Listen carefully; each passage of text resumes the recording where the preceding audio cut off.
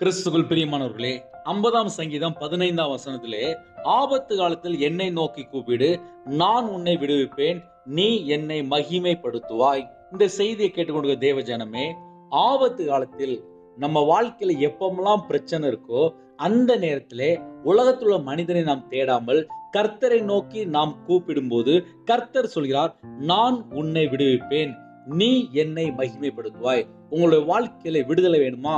கர்த்தராகிய இயேசு கிறிஸ்து ராஜாவை நோக்கி கூப்பிடுங்க. அவர் உங்களுக்கு விடுதலை செய்வார். அது மாத்திரமல்ல, நீங்க அவரை மகிமை செலுத்த போறீங்க. ஹல்லேலூயா. ஒரு நிமிடம் கண்களை மூடி ஜெபம் செய்வோம். பரம தகப்பனே, யாரெல்லாம் இணைந்து ஜெபிக்கிறாங்களோ அவங்க வாழ்க்கையில எந்த உபத்திரவம் இருக்காங்களோ அந்த எல்லா உபத்திரத்தையும் நீக்கி விடுங்க. உம்முடைய ஜீவனுக்கு அர்ப்பணிக்கிறோம். எல்லா தடைகள், எல்லா கட்டுகளும் உடைக்கப்படட்டும். இயேசு கிறிஸ்து இயேசு நாமத்தினாலே எல்லா தடைகளெல்லாம் நீங்கி போட்டும்.